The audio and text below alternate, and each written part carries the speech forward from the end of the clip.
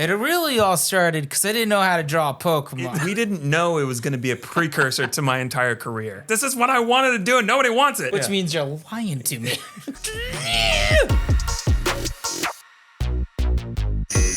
Oh, welcome back to the Baka Boy. What? JP? I'm going to Kick it off. I'm giving a better intro than that. I don't think anyone knew what you said. No, it's fine. Hi, welcome to this episode of Baka Boys. Camera 1, camera 2. All right. I'm looking at cameras today. Or I'm going to try. Please. Your intro just kind of threw me off. Because I was going in for it. And then, My intro threw you off. Yes. Your intro was incomprehensible to the human ear. So how was your weekend, man? My weekend's incredible. Yeah? I feel really good today right now. I'm sure you do. What's with the smile and I the, thought you were never going to ask. Yeah.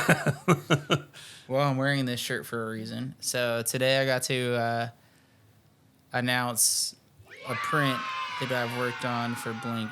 I mean, I did this, I think they asked me back in like March or April of last year. It's been a while because I saw the rough draft of the things that you were working on like months ago. So many versions. I went through so many different versions. It had to be turned in by September, but I think I finished it in June. But it took me, I don't even know how many hours. I'll have to look that up and see how many hours I spent on it. But yeah, I got to announce it today. It's for today's February 9th, right? Yeah, this is coming out in like a month, so they'll see this in like March at some point. So the February 9th edition, Australia, I don't know which date it was for. I should know it because I made the poster for it. But yeah, so I got to do that. So I feel like I'm on cloud 9 right now, and the reception's been nothing but positive, which is awesome because I know sometimes the internet can be incredibly critical. 100%, yeah. Got to do that. I just spent the week with my family, so they're all back in their homes, and I'm just on cloud 9 right now. That's incredible, dude. Yeah, well, let's talk about some of the highs and lows of your weekend. So you had incredibly good news with Blink 182 and everything, which is in the world, yes. Huge high. Let's talk about refilling coffee pots. So if you watch one of the previous episodes where I talk about how much coffee means to me and how much coffee I drink, there's a few rules, and I thought they were unspoken rules. I'm looking up.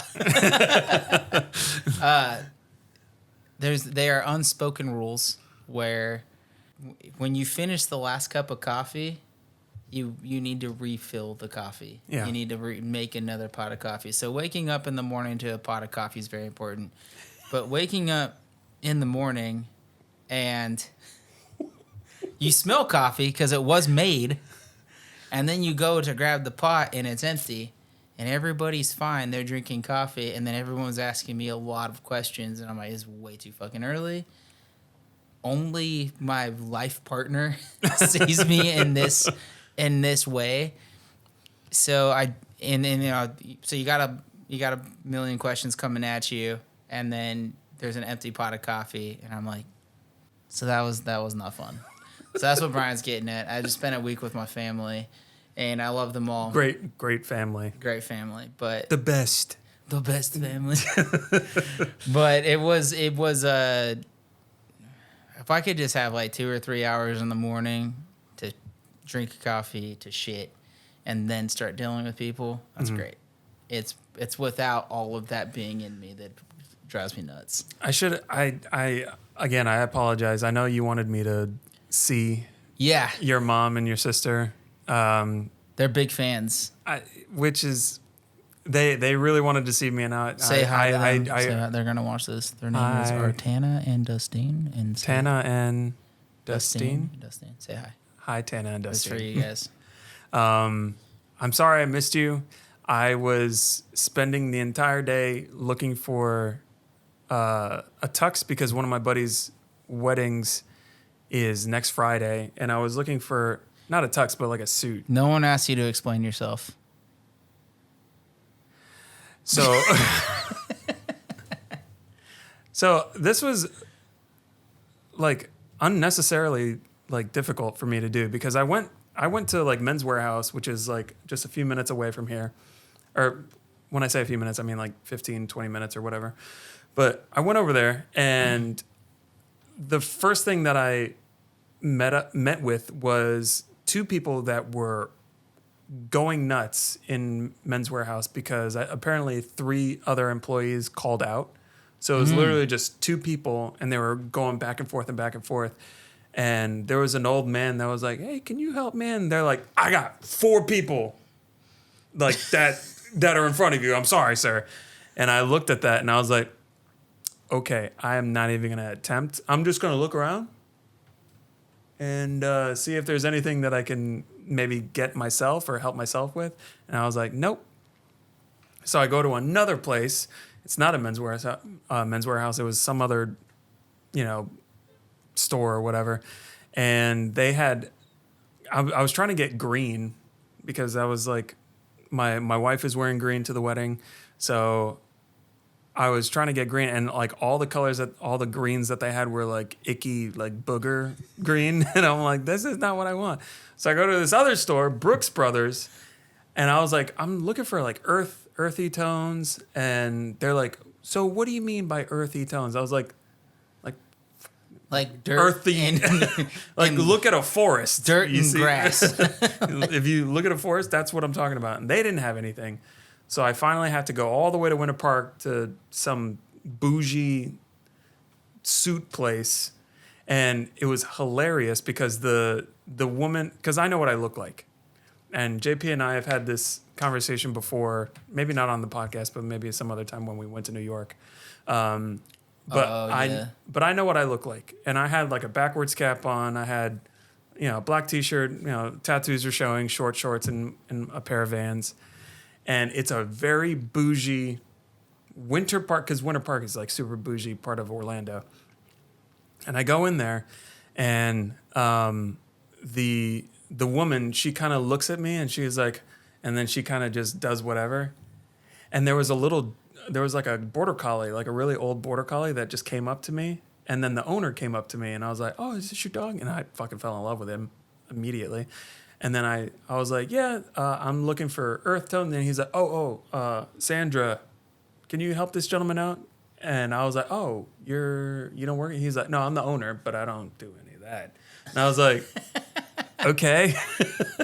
And then Sandra was the woman that just kind of glanced and was just like, so what are you looking for? And then I was just like, well, I told her the whole thing about the wedding.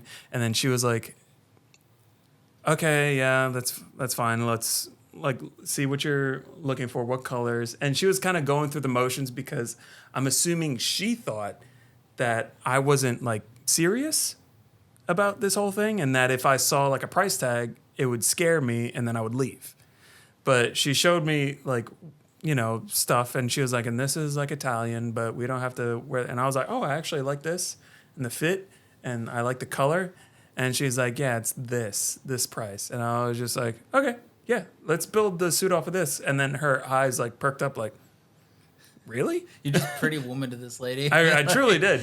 And then like throughout the entire thing, when we were getting fitted and everything, her face was just like, it turned from like a whatever to like, oh, so what are you doing? And I'm like, oh, see, now I got you in a spot where I am showing you that I'm very serious, and now you're treating me like a genuine customer.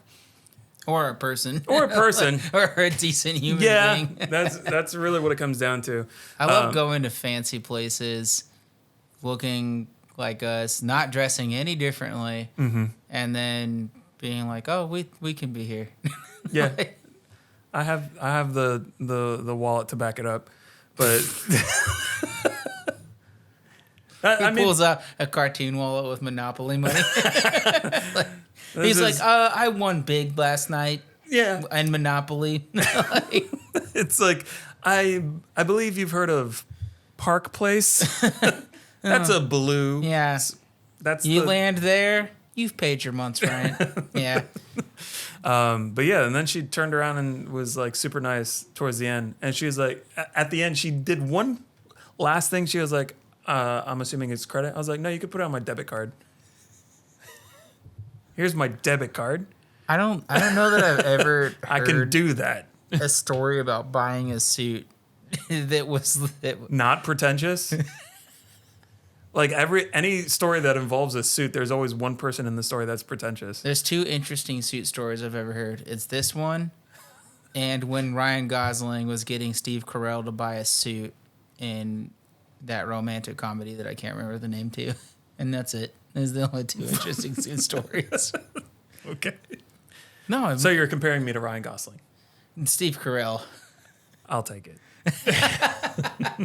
Hey, he came out really cool in that movie. So Oh, dope. Is it Eternal Sunshine of the Spotless Mind? I don't know. That I could have did put. he just fucking say that? Dude, that's Jim Carrey. There's another one that Steve Carell is part of. Somebody help Crazy me out. Stupid Love. That's the one he did with Ryan. There's Gosling. another one with a weird name. Oh, Best Friend for the End of the World or some shit like that. No. That was like Keira Knightley. Fuck. Well, you're wrong. I'm wrong. No matter what. I'm sorry. Anyways, Brian did get a suit. I got a suit. Right? Long story Okay. short, I got a suit. An earthy toned poop suit. I wouldn't say it's earthy. It's more like blue, and then I got like yellow to match my my Vans because I'm wearing Vans. Blue and yellow. Blue and yellow, and then like It's a Rams fan over here. no, it's not that blue and yellow. The yellow. Yes. I gotta see a picture of this. What I'm once envisioning is I like start dressing in my lady killer fucking suit, everybody's gonna be like, "Damn, that guy." and I want to has it." see what Tabs' looks like. Like She has a beautiful green dress, and I was supposed to go with green, but nobody had the same green that Tabs had. that Tabs had. Tabs so I is was the just like, I'm just definition gonna of go. earthy tones to me. Like that's Yeah, what is just it? Like Cottage core. She has. cottage core. Oh my god. Yeah, I that's never the thought of that. style that she goes for. It's a bunch of it's like dresses and that's about it, right? And like berets, overalls, anything with earthy tones, and she likes stuff with mushrooms on it Fucking and cottage frogs. core, that's incredible. Isn't that a explains great- the grass wall? Yeah, 100%. You should see I mean, I'm talking to you, but you guys should see. You guys should see what she normally wears, and it's adorable. It's like she came straight out of a hobbit hole. So, True. but we are going to be we started doing, or we asked a couple of He talks Bro. good. He talks real good. Jesus Christ. Critiquing. Anyway, One word. we wanted to do some critiquing on certain pieces, and we asked a bunch of you to submit some of your pieces that we wanted to, if you wanted us to critique it. And we're going to do it in the nicest way possible. We're not going to like bash anybody. But we'll just give you like a couple of pointers here and there. And I think we might be doing this. Wasn't it critical but kind, or kind and critical? I can't remember. Critical we and had kind? like a name for it. It was like critical. It was like critical and kind and critical or something. That sounds cool. Something like Kind that. and critical. So we're well- kind at first and then very critical in the end. Kindly. I hate that word. Kindly. Kindly.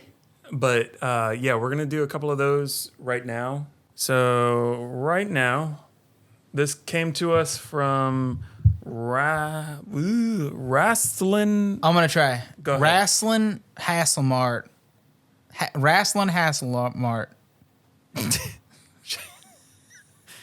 I said it with a southern accent. I think that was intended. Okay. Yeah. All right. If we butcher the names, we are so incredibly sorry. I'm not. Oh, so we're looking at a Sukuna Itadori, a Sukadori. Sukidor or Itanukana. Sukadori. Sukadori. All right, so right off the bat, composition is fairly solid. I see what you're trying to do, like the line weight stuff. Like you're trying to do like some of the white lines. I've seen a lot of like Simon Bell, and a lot of people pick up on that. So I think you have some cool ideas. Right off the bat, before I zoomed in, though, one of the first things I noticed is you are causing a lot of trauma to the skin. There are a lot of areas in here where the kind of dug out the skin and overworked it a lot. So I don't think color is going to hold in those areas. So I definitely would slow down and just be mindful of how much trauma that you're causing to the skin. I know you can kind of see, whoops. Oh yeah. Lots of, and it's kind of throughout where it's kind of like really dug into. Mm-hmm. So you got some cool ideas. You got the light flares and stuff like that. It's not bad, but yeah, definitely there's certain zones I'm kind of zooming in. There's a part above his forehead, where there's just a good deal of trauma. In the areas where you're packing in really well, there's not trauma. There is some solid packing going on, but there are areas where I could tell the skin got kind of chipped out. There's an area on the neck where it meets the chin, where the neck is it's too thick. So yeah, just certain like things like that. What I try to do when I'm doing a tattoo and I'm trying out things that I haven't really done before or want to be inspired by certain aspects of a tattooer, instead of looking at the entire piece, what I'll do is I'll zoom in on pieces I really like, and then I'll be like, all right, because it's easier for me to kind of comprehend or grasp smaller aspects of a tattoo than it is to kind of look at the whole thing when I only need this much information. So right off the bat, that's what I would say. Let me see. Yeah. All right. Now it's Brian's turn. All right. So right now, the tried and true face hand, like that's pretty much a staple in anime, which is it's really good composition wise because it kind of formed, especially on like a lower arm or a lower leg. Like that kind of composition, it tends to just work and flow really well with that body part. So you did good there.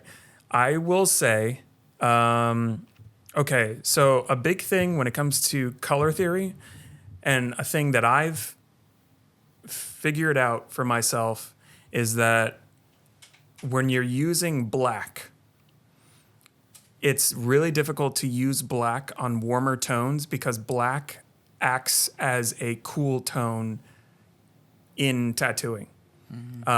When you add like black to blue, what do you get? You get like a darker blue, and it blends really well with cooler colors.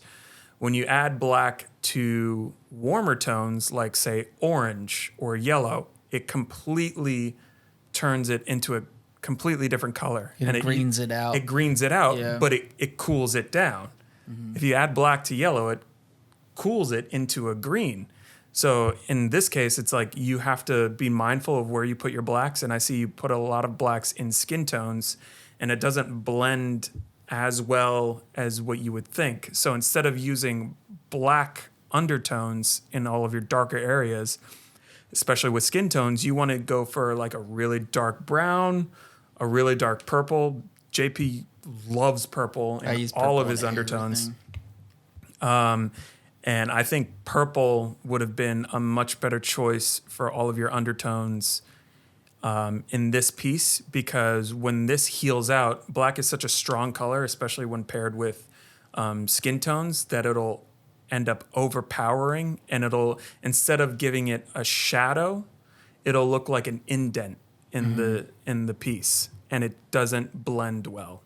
So I'm not saying it can't be done, because people do it all the time. I see like Isnard, he uses Matsy. They use black all the time, but they use watered down black in areas of warmer tones. So I would say, try different colors. Try a really dark purple, a really strong purple, or a really strong brown next time for your skin tones and all the reds. And you did it in the pink areas as well. So just keep that in mind. Overall, though, it's a solid tattoo. I like the composition. I like what you were going with. The line work is solid. Just work on your color theory, your blends, and try not to overwork the skin, because you'll end up probably needing to touch it up at some point anyway. Fair. All right, and then the next one, which one do you want to do next? Do we do a black and gray one since we did a color one? All right. So this next one comes from an artist named Eric. What is with these names, guys? Is it Eric Alexander? Eric Alexander. That makes a lot more sense. Eric Alexander. No, okay. Eric Alexander Tattoos. All right. So what we're looking at right now is a black and gray Zorro tattoo. Cool. All right. So again, kind of like what we mentioned before, tried and true, hand, face, the very neo-trad approach to composition. So it looks like most people got the composition aspect down. Mm-hmm. Like I think that there's a certain style. It's a formula that works for most anime. I think you're able to get enough of the character and certain nuance and aspects of those characters with that kind of layout, which is awesome. Composition, not bad. Now, right off the bat, his sword was it his left hand or whatever, is, well, I guess the only one that's in a hand because the other one's in his mouth because it's Zorro. So, the hilt and the handle are not lining up. So the hilt is higher than the handle. So that was one of the first things I noticed. I would have finished his hair at the top part of it. Like I would have finished tattooing his hair. He doesn't have a lot of hair. Dragon Ball Z, you can kind of get away with kind of fading that out because DBZ hair is so big. It ends up making a quarter of the tattoo, if not more. But with Zorro, he has short hair. I would go the extra inch to finish it. Mm-hmm. There are some. I see the stippled or the what do you call that? Pepper shading. Yeah. There are certain areas of this where it's smooth. Certain areas where it's a little rougher. It is kind of hard to kind of like knock some of that out. A little bit of the line weight variations in the hair. I would kind of spend a little bit more time just like maybe dial back a little bit, and do some smaller tattoos and practice those line weight variations. Sometimes when you're doing too much, you get in your head and you're like, I got to get this done. So you kind of start speeding up, and so you can kind of, it can get a little messy. But yeah, no, definitely, keep it up. There are a few other things I would point out, but keep going on the path you're going on, and just kind of like look for those little things. Kind of zoom in on your tattoo a little bit more, and just and find that stuff. All right, Brian, take it away. All right. First time saying this. Okay, first things first. Again, really good composition. I like it a lot. I will say it's very bottom heavy, and what I mean by that is there's a lot of shading on the bottom, and going off of what JP also said, where you didn't finish the hair. So since there's no shading in the hair, all the shading that you did towards the bottom of the tattoo feels very lopsided. If you were to do the shading in the hair or light shading in the hair, but then made the background darker, then it would have pushed the head forward and it wouldn't have looked so like bottom heavy. So I definitely would have finished the hair. It does look like you started from the bottom, and then this tattoo may have taken a long time, and then you were kind of just like, all right, I just gotta do this, and we've all been there. I'm not saying that you did this. I've done this. JP has done it where like the last, like a tattoo's taking so long, and the last like 10-15% of a tattoo, we're just like, I just want to get it done because we're running on E, Oh yeah. And I've run on fumes 2:00 in the morning, and I'm like, I don't care. You're like, I just want to get this done. I'm gonna make it good, but Yeah. I get it. Yeah, it's like we start cutting corners. So it feels like that's something you may have done. Also, a thing that speaks to me is there's no shadows. Make sure your light source makes sense. Most of it is coming from one spot, but there's no shadow underneath the teeth, which would have separated his teeth from the actual handle of the sword, and then there's no shadow on the chin. It's an interesting thing you point out too, because like you have a shadow on the left side, but then you also have these kind of shadows here where on the fingers. Yeah. And I think those shadows would actually be coming down this way if the light source was coming here. Yeah. You're probably right. Yeah. So a thing that I do when I'm designing a piece, I look like an idiot because I'll design the piece with the line work and everything before I put any source of like shadows or anything in it. I'll look at my iPad and I'll literally be like, and I'll do one of these and I'm like, okay, the light is coming from here, so that means all this, and I map it out in my head. I'm like, okay, so this would cast a shadow onto this thing, and I do it for almost every single tattoo. So just keep that in mind. But overall, the line work is solid.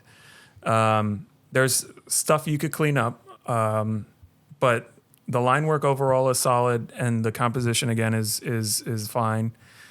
Just work on taking your time, but also, like he said, if you wanted to do smaller pieces, I've noticed that ever since I started doing Derpy Pokemon, the smaller the tattoo, the more I am able to take time on literally every single aspect of that tattoo, and it's healthy for not just the it's just mentally healthy where you can have a complete piece that you've checked all the boxes, and rather than just kind of biting off more than you can chew, especially in the beginning, because that's how I was. And it was actually Zeke who told me, he was just like, yeah, how about, I know you want to do this, but how about we just do this first, get all your shit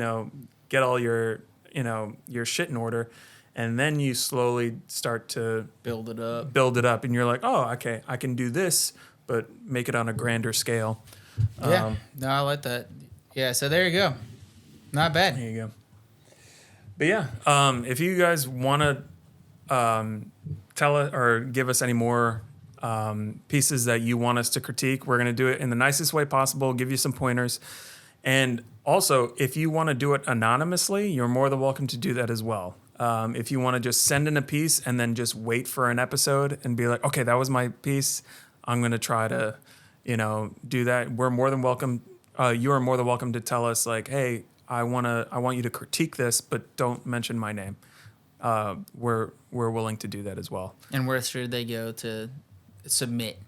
I'm actually asking because I don't know. You what? Where should they go to submit? Oh, yeah. If you want to submit some of this stuff, we have a Discord, and the name of it is...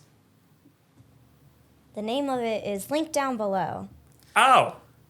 Link is down below. The name of it is linked down below. The link is down below. Oh, fuck, I could have said that. Yeah, you could have. I don't know. You're an idiot. Yo, okay. We got it. But yeah. But yeah, thank you for your submissions. We appreciate it. We saw some more tattoos, so we're going to kind of litter them out throughout the episodes in the future. But yeah, thank you for your submissions. I know it takes a lot of courage to do that, to kind of put your tattoo up to scrutiny. Even though I'm used to having to do that, it still makes me really nervous when I hand somebody else something and then ask them for an honest opinion. So we appreciate it. We encourage it. And thank you for having the courage to kind of to give us that. Yeah, we want everybody to grow.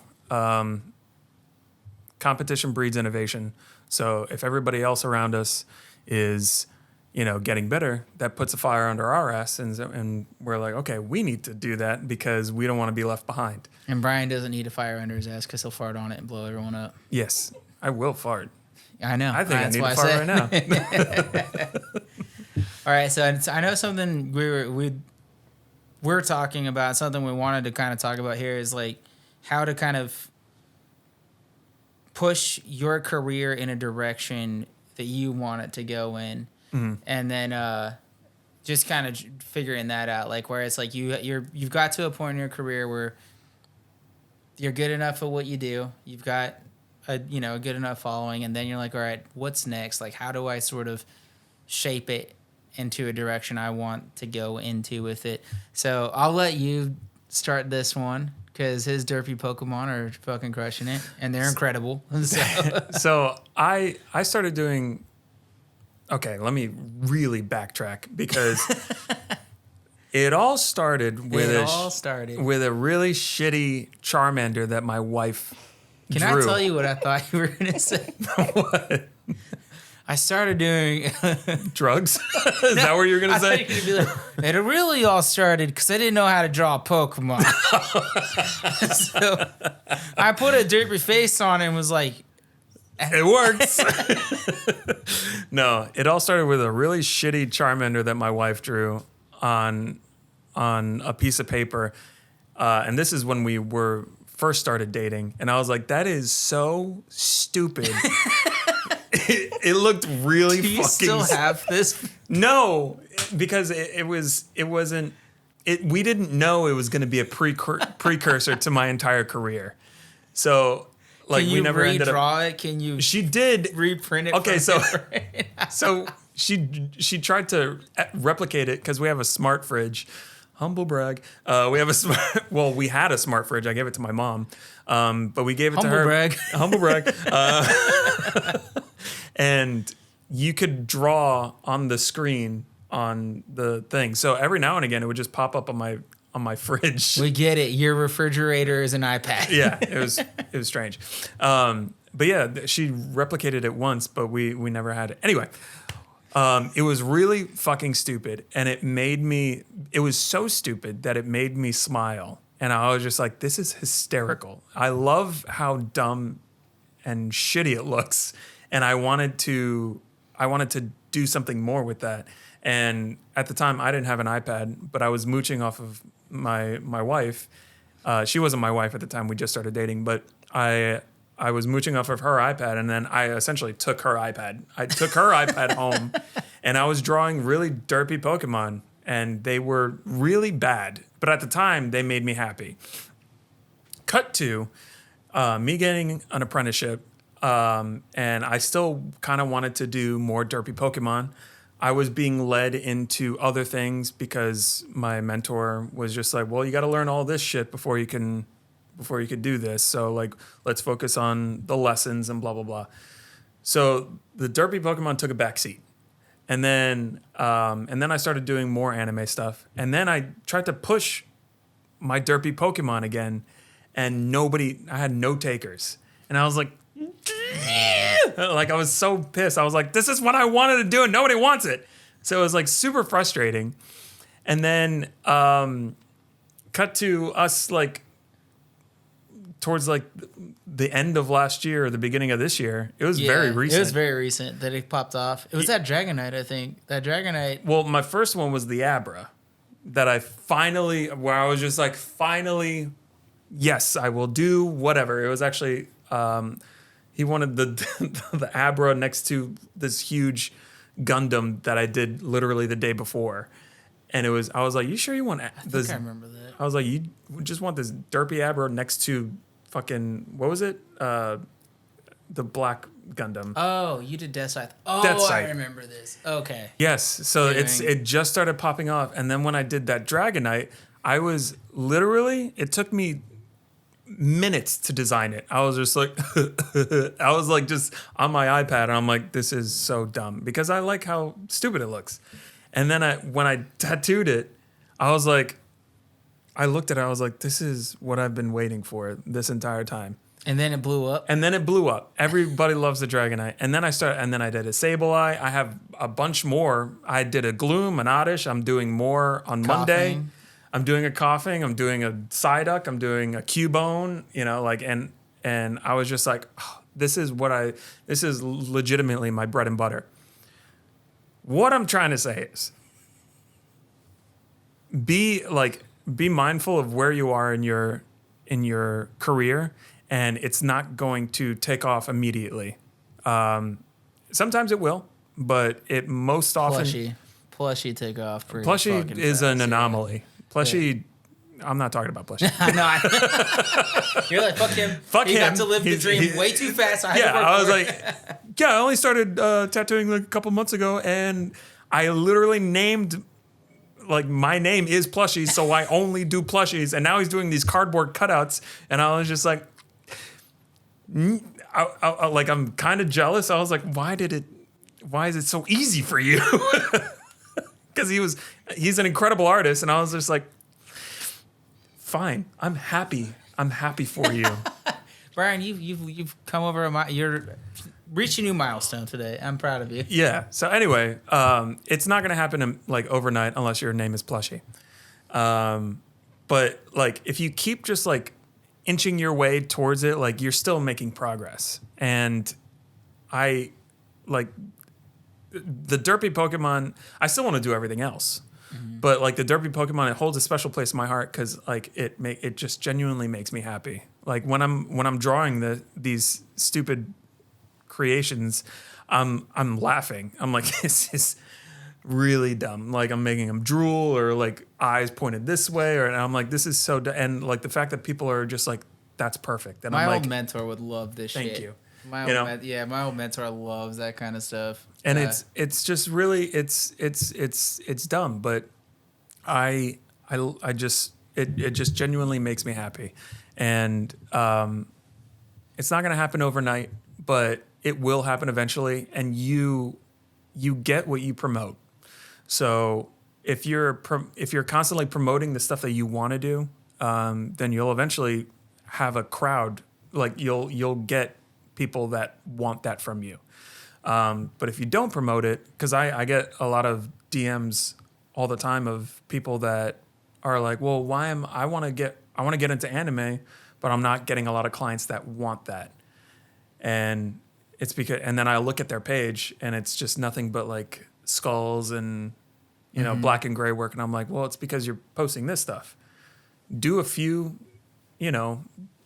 exactly what I did. I did a couple of derpy Pokemon or black and gray pieces, the 2 that I have on my page. I wanted to do more of that, so I gave 2 of them away just to put it on my portfolio and showcase that I can do it and that I want to do it, and that's how you kind of etch your way slowly into doing things that you truly want to do. And that's with tattooing. With JP has a completely different take because he loves tattooing, but like you're dipping your toes into so many different mediums at this point. Oh yeah. And it's honestly it's breathtaking. I was just like, wow, I'm seeing this, and it's literally watching it I'm watching it happen in real time. Like it slowly turn into something else. Hotel bed watching me stay up super late drawing this shit. Yeah, he'd be like, "How's this?" And I'm like, "Yeah, it's good, man." He's like, "But what if I do it like this?" Huh? And I'm like, "Still looks good." And he's like, "All right." And I'm like, "All right." With the tattoo stuff, I think it's important to know too, because I've had people reach out and they'll say like, "Well, I am doing that. I am just posting anime, but I'm not getting more in." And I think the tough part about that too is like, you got to also get your tattoos to a point to where it's going to bring more people in. I'm not trying to say it's because the tattoos are bad. It's just that now that there's in a massive abundance of anime tattooers, there's only so many people that want to get massive anime tattoos. Mm-hmm. And so you got to like really just like hone in on your craft to find like continually improve, ask questions and stuff like that. And then, yes, just advertising anime tattoos will help bring you that.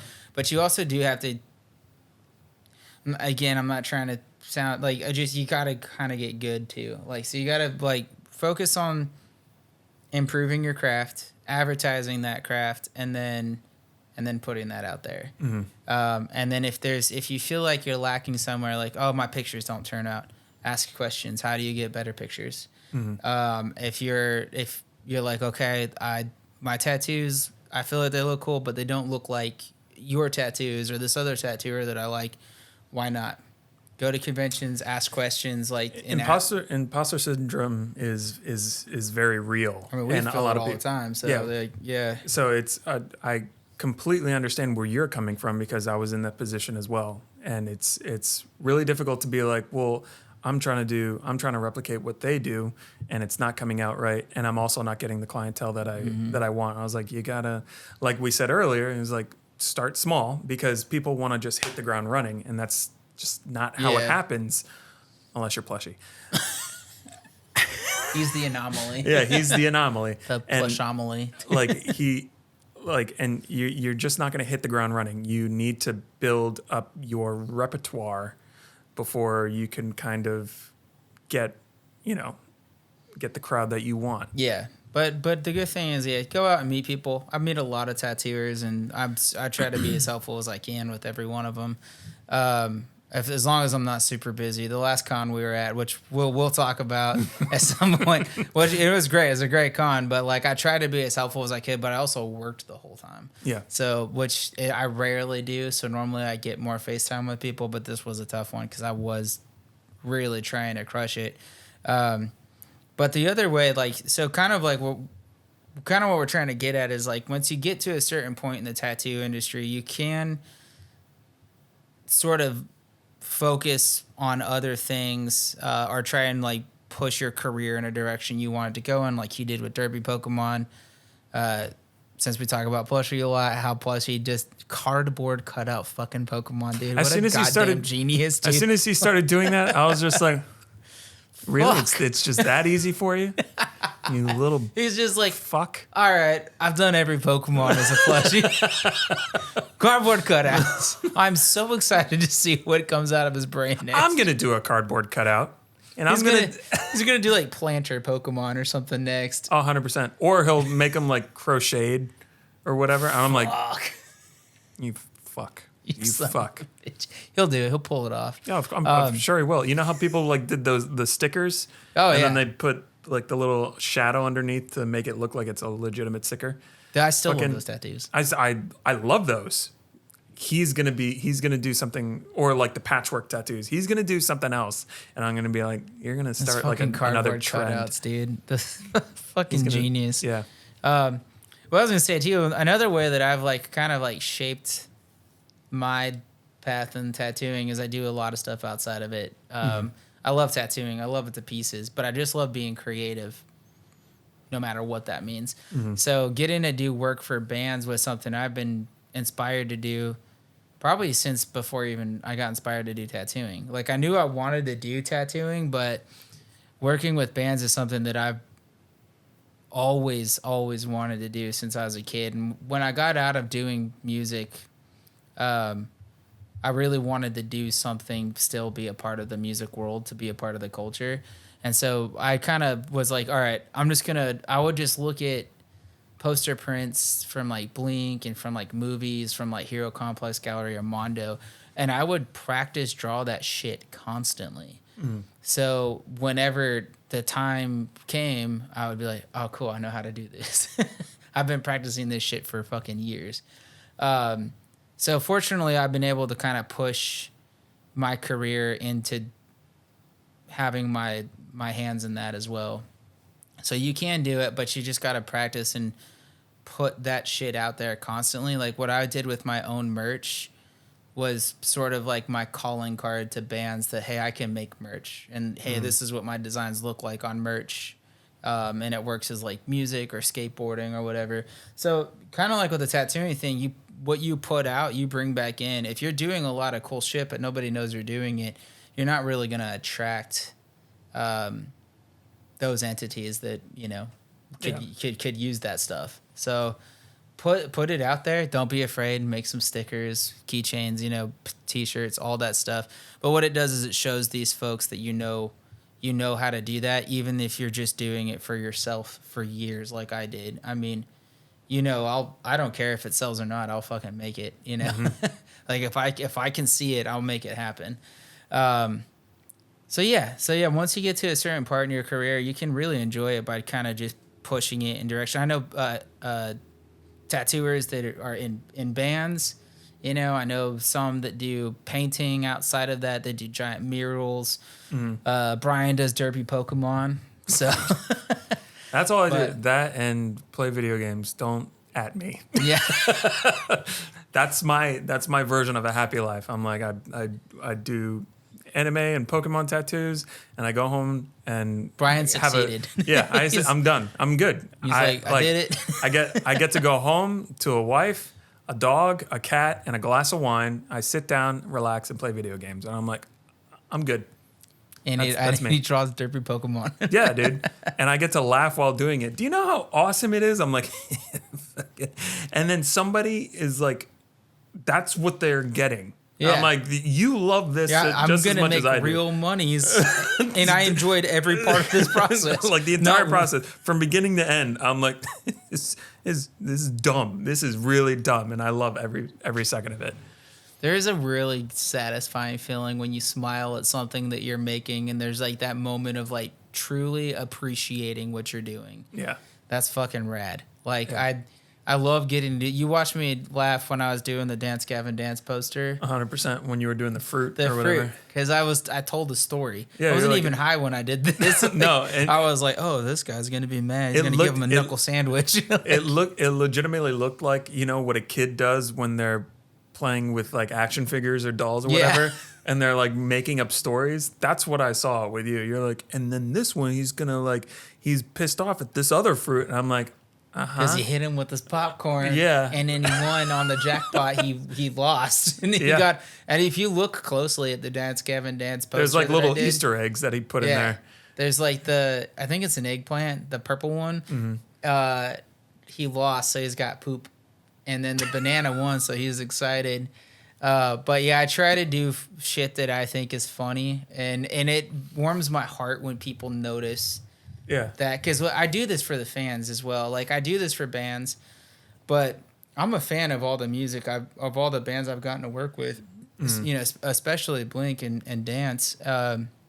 So I feel an added pressure doing that because I'm doing it as a creator, but I'm also doing this as a fan. Like as a fan, what would I want to see? You know, what would entice me to buy this and wear it on a t-shirt or put it up on a wall?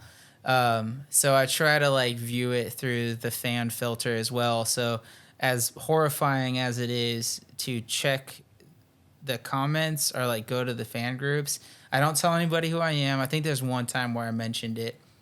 It was topical, but most of the time I don't say who I am. I just go in there and look into that window, and I'm like, "What do you guys think?" Please validate me. I felt great this morning.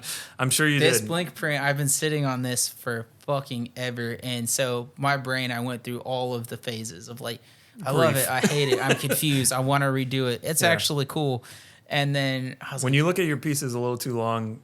Like then you start to at anything you like.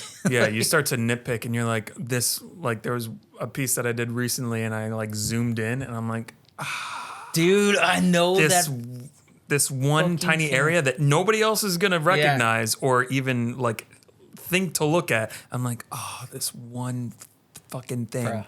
And I'm like, and that's every time I see this piece now, that's where my eye draws towards. Oh yeah. And that's it's just one tiny thing. And it's not just you.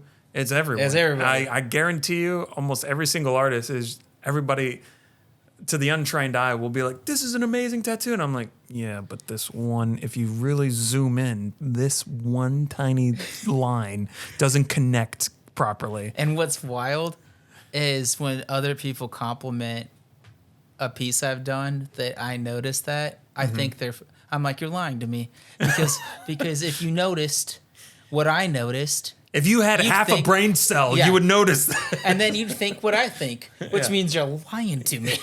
Like, I don't appreciate liars. I don't like liars. No, like, dude, that was a dope piece, man. You're like, yeah, because you're fucking blind. That's why you liked it.